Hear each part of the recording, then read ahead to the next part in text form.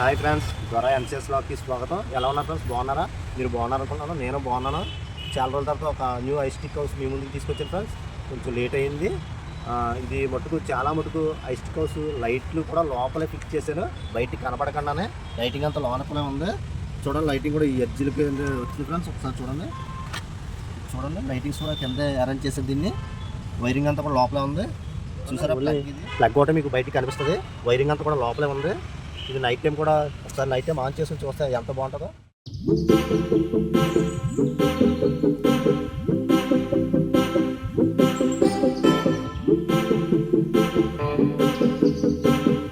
ప్రోత్సహిస్తున్నందుకు మీ అందరికీ ధన్యవాదాలు.